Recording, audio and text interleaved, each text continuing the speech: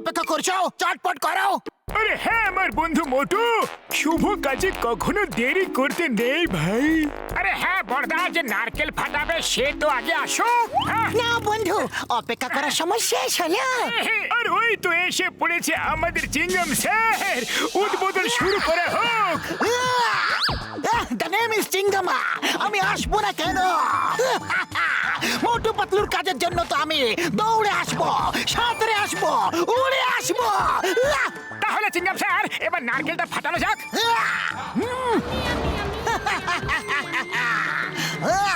আম্মা,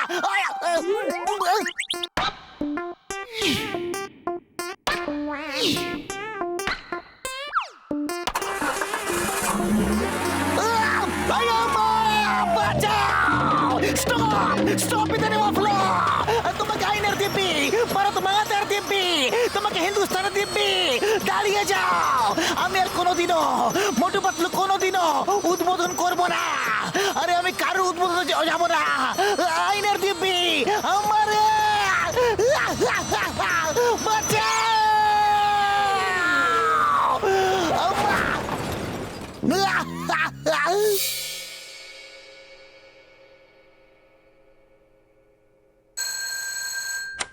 hello, Motu Patlu courier সেবা। আরে না না, মোটু পাতলু কুরিয়ার সেবা না বড়দা ভাই, আমি নিজে মোটু কথা বলছি। কারণ আমাদের কুরিয়ার কোম্পানি কথা বলে না, তাই আমাদের নিজেদেরই কথা বলতে হয়। আরে মোটু মজা করো না, কোনো ক্লায়েন্টের ফোন হবে হয়তো। দাও, আমাকে দাও। আচ্ছা এই নাও। হ্যাঁ মশাই, মোটু পাতলু কুরিয়ার সেবা, আমি পাতলু কথা বলছি। আমি মিস্টার মূর্তি বলছি। এক এক্সিবিশনের জায়গা পর্যন্ত মূর্তি নিয়ে যেতে হবে তাড়াতাড়ি, কারণ সেখানে মূর্তির কম্পিটিশন চলছে, ফেস্টিভ কালচারাল কম্পিটিশন। দেরি যেন না হয়। হবে না, আপনি একদম চিন্তা করবেন না। তাহলে ঠিকানাটা লিখে নিন। ওকে ওকে, থ্যাংক ইউ স্যার, আমরা এখনই আসছি। মোটু পাতলুর বিজনেস বন্ধ করার এটাই একটা ভালো সুযোগ। এবার আমি ওদের ট্রাক থেকে মূর্তি চুরি করে বাজারে বিক্রি করে দেব, আর তারপর আমি টাকা কামাবো। মোটু পাতলু খাবে মার, আর ওদের হবে হার। বাহ বাস বাহ, কি সুন্দর কবিতা বললে। আরে কবিতাকে ছাড়ো, এবার জন হয়ে যাবে ডন, জন হয়ে যাবে ডন।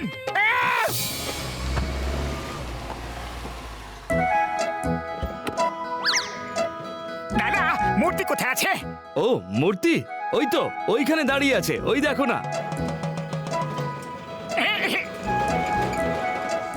আরে এটা কি করছো? আমাদের কাছে অর্ডার আছে, মূর্তিকে লোড করে মূর্তি কম্পিটিশনে নিয়ে যেতে হবে। অর্ডার আমি দিয়েছিলাম মিস্টার মূর্তি, আমি নিজেই।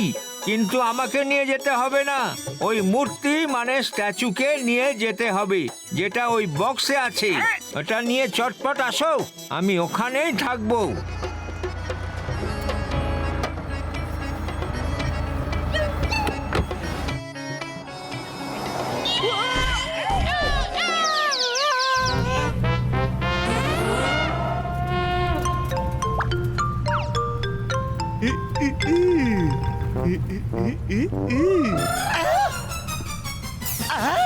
আরে মোটু, এরা তো মাঠের ঝোল থেকে মাছ চুরি করছে।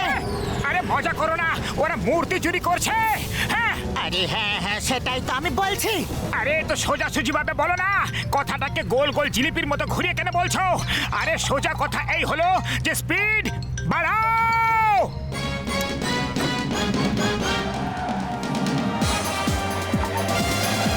আরে থামো, আরে কেউ তো থামাও।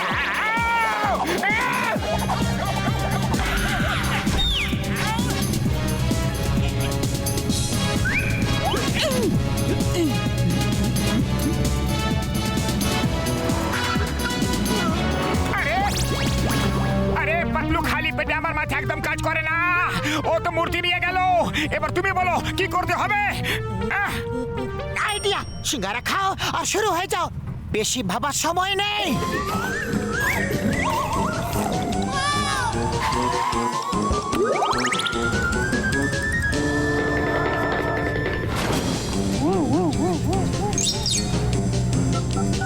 আরে মোটু তুমি বক্সটাকে ছাড়তে গেছো নাকি কোনো দৌড়ে প্রতিযোগিতায়?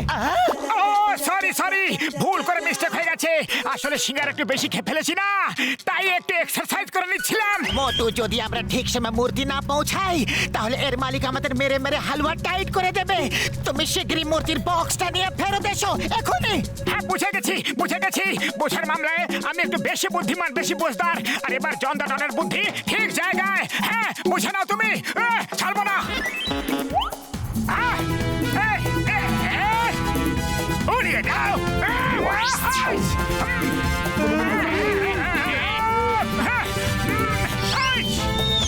আরে মোটু বাঁচাও, নাহলে আজ মূর্তির চক্করে আমি নিজেই মূর্তি হয়ে না যাই।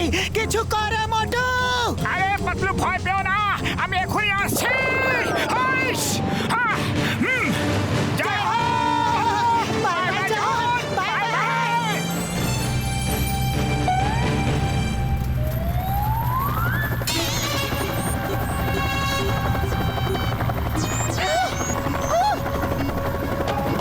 মোটু, এবার কিন্তু জল মাথার উপর থেকে চলে যাচ্ছে। ওপর দেখো, মাথার উপর। Bye bye. আমি ওকে ছাড়বো না। তাহলে এই নাও, সিগারেট খাও আর শুরু হয়ে যাও। ছাড়বো না।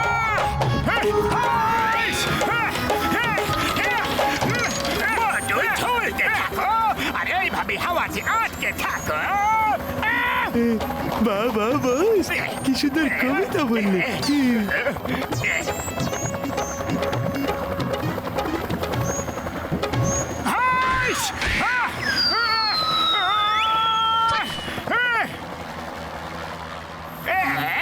এবার যাকে খুশি মনে করো আর এই জঙ্গলে মঙ্গল করো। আমি তো চললাম মূর্তি বিক্রি করতে।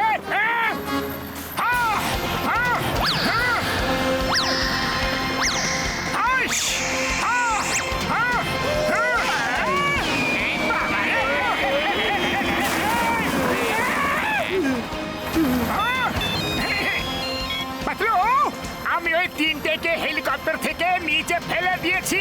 জয় হো! ওদের তো নিচে ফেলে দিয়েছো, কিন্তু এখন এই হেলিকপ্টার কে চালাবে? Oh no! আমি তো হেলিকপ্টার চালাতে পারি না। পাতলু বাঁচাও! হেল্প! খালি পেটে আমার মাথা একদম কাজ করে না। পাতলু, কিছু একটা করো। আমি তোমার জন্য উপরওয়ালার কাছে প্রার্থনা করছি, তুমি উপরওয়ালার কাছে প্রার্থনা করো।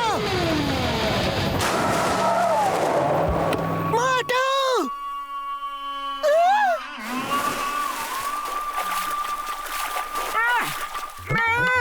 ও মা গো, আমার হাড় মাংস সব এক হয়ে গেছে গো।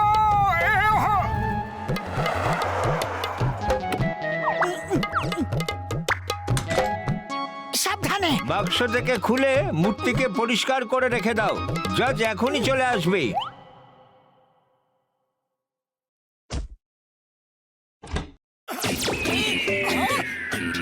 আরে মোটু, এটা কি করেছো? লাঠির বাড়ি খাওয়ার জন্য ব্যবস্থা। এই নাও, মূর্তিটাকে শীঘ্রই জুড়ে দাও। ততক্ষণ আমি বাইরে নজর রাখছি কেউ আসছে কিনা।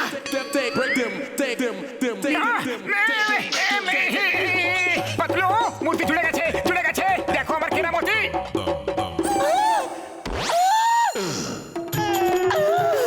আরে এ কি করেছো? এবার তো গ্যারেন্টি মার খাবোই। পালাও এখান থেকে শীঘ্রই।